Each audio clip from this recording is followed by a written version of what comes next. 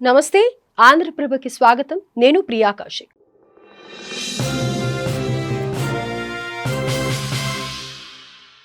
రాజ్యాధికారంపై ఉన్న కోరిక, ఆశ ఎలాంటి వారినైనా మార్చేస్తాయి. ఇది చాలా సర్వసాధారణం. రాజ్యాన్ని ఎలాగైనా సరే చేజిక్కించుకోవాలన్న ఆశతో ఎత్తులకు పై ఎత్తులు వేసేవారు, అవసరమైతే కుట్రలు కుతంత్రాలకైనా పాల్పడేవారు. గత చరిత్రను చూస్తే ఇది క్లియర్గా అర్థమవుతుంది. సరిగ్గా ఇదే తరహాలో ఒక ప్రాంతాన్ని స్వాధీనం చేసుకోవాలన్న ఉద్దేశంతో ఓ యువతి ప్రయత్నాలు చేసింది.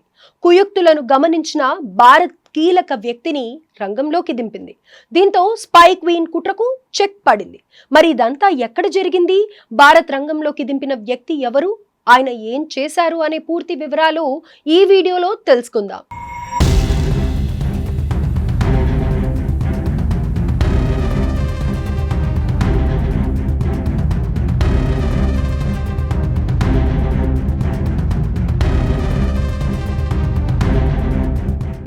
హిమాలయ రాజ్యం సిక్కిం ప్రస్తుతం మన దేశంలోని ఓ రాష్ట్రం. ఈ ప్రాంతాన్ని ఎలాగైనా సరే చేజిక్కించుకోవాలనుకుంది అమెరికా. ఇందుకోసం ఓ అందమైన యువతిని ప్రయోగించింది. ఆ యువతి ప్లాన్లో భాగంగా సిక్కిం రాజకుమారుని ప్రేమించింది, పెళ్లాడింది. ఆ రాజ్యానికి రాణిగా మారింది. ఆ తర్వాతే తన అసలు రూపాన్ని చూపించింది. తన లక్ష్య సాధన కోసం ఒక్కో ప్రణాళికను అమలు చేస్తూ వచ్చింది.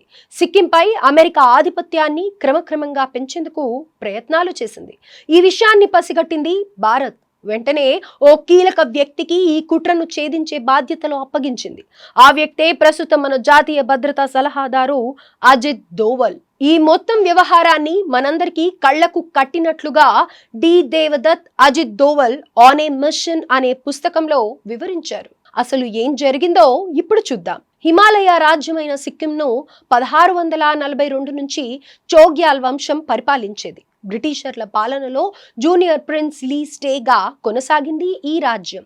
స్వాతంత్రం తర్వాత సిక్కిం అంతర్గత కార్యకలాపాలన్నీ చోగ్యాల్ రాజకుటుంబమే చూసుకుండేది. విదేశాంగ విధానంతో పాటు రక్షణపరమైన అంశాలను భారత ప్రభుత్వం పర్యవేక్షించేది. కొంతకాలం తరువాత అంటే 1965లో రాజు సర్ తాషి నామ్గ్యాల్ కన్నుమూయగా ఆయన కుమారుడు పాల్డెన్ తొండుప్ నామ్గ్యాల్ అధికారంలోకి వచ్చారు.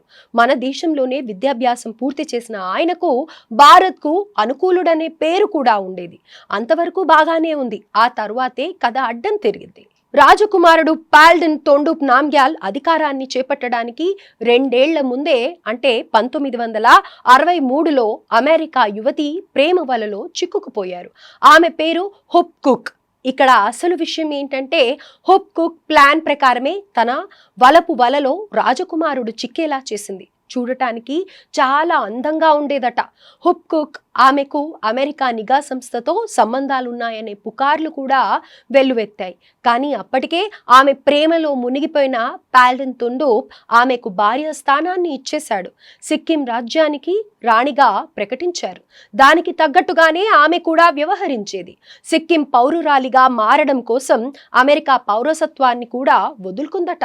ఇంకేముంది, పుకార్లు ఎన్ని వచ్చినా రాజు పాల్డెన్ తొండుప్కు భార్య చేసిన త్యాగాలే కనిపించేవి. దాన్నే అదనుగా భావించిన హుప్ కుక్ రాజ్యాన్ని తన చెప్పు చేతల్లోకి తెచ్చే ప్రయత్నాలు మొదలుపెట్టింది. ఇందులో భాగంగానే వాషింగ్టన్ ప్రయోజనాలకు అనుగుణంగా సిక్కిం విధానాలను ప్రభావితం చేస్తూ వచ్చింది. దీంతో గ్యాంగ్ టాక్ రాజకీయాల్లో అమెరికా ప్రాబల్యం క్రమక్రమంగా పెరుగుతూ వచ్చింది. ఇదిలా ఉండగానే 1971 బంగ్లాదేశ్ లిబరేషన్ వార్ జరుగుతున్న సమయంలో భారత్ వైఖరిని అమెరికా తీవ్రంగా వ్యతిరేకించింది. సిక్కింలోనూ భారత అనుకూల వర్గాలకు ప్రాధాన్యత దక్కలేదు. దీనికి కారణం హుప్ కుక్ ఆమె ద్వారా ప్రభావితమై భారత్కు వ్యతిరేకంగా నిలిచారు. దాంతో రాజకుటుంబ పాలకులకు ప్రజలకు మధ్య చీలిక ఏర్పడింది. సరిగ్గా అదే సమయంలో సిక్కిం పరిస్థితులను ఉపయోగించుకోవాలని డ్రాగన్ కంట్రీ కూడా ప్రయత్నాలు మొదలుపెట్టింది. పరిణామాలన్నింటినీ గమనించిన భారత ప్రభుత్వం ఓ వ్యక్తిని రంగంలోకి దించింది. ఆయనే అజిత్ దోవల్. ఆయన గురించి ఎవరికి ప్రత్యేకంగా పరిచయం చేయాల్సిన అవసరమే లేదు. అపర చాణక్యుడు. ప్రభుత్వం అప్పగించిన పనిలో భాగంగా తన మిషన్ స్టార్ట్ చేశారు. ఎలాంటి హడావిడి లేదు. ఆర్భాటమూ లేదు. ప్రజల మధ్య సామాన్య వ్యక్తిగా తిరిగారు. అత్యంత ఖచ్చితత్వంతో అక్కడి రాజకీయాలను అర్థం చేసుకున్నారు. అమెరికా రాణిపై చోగ్యాల్ ప్రజలు ఆగ్రహంతో ఉన్నారన్న విషయాన్ని గుర్తించారు. అదే విషయాన్ని కేంద్ర ప్రభుత్వానికి అందించిన నివేదికలో అజిత్ దోవల్ స్పష్టంగా తెలిపారు. దాంతో పాటుగా రాణి హుప్కుక్ నిజస్వరూపం, ఆమె చేసిన పనుల గురించి రాజు పాల్డిన్ తొండూప్కు తెలిసేలా కూడా చేశారు. ఈ విధంగా ఆయనకు అప్పజెప్పిన మిషన్ ను విజయవంతంగా పూర్తి చేశారు. ఇక అజిత్ దోవల్ కీలక ఆపరేషన్ తర్వాత 1973లో సిక్కింలో పెద్ద ఎత్తున నిరసనలు చెలరేగాయి. రాజరికానికి వ్యతిరేకంగా ఆందోళన కార్యక్రమాలు చేపట్టారు అక్కడి ప్రజలు. ప్రజాస్వామ్యం కావాలంటూ డిమాండ్ చేశారు. ఈ నిరసనల నేపథ్యంలో 1975లో అక్కడ ఒక ప్రజాభిప్రాయ సేకరణ జరిగింది. భారత్లో భాగం అయ్యేందుకు సిద్ధంగా ఉన్నామంటూ అక్కడి ప్రజలు అందులో స్పష్టంగా తేల్చి చెప్పారు. దాంతో కేంద్ర ప్రభుత్వం 35వ రాజ్యాంగ సవరణ చేసింది. సిక్కింను 22వ రాష్ట్రంగా భారత్లో విలీనం చేసింది.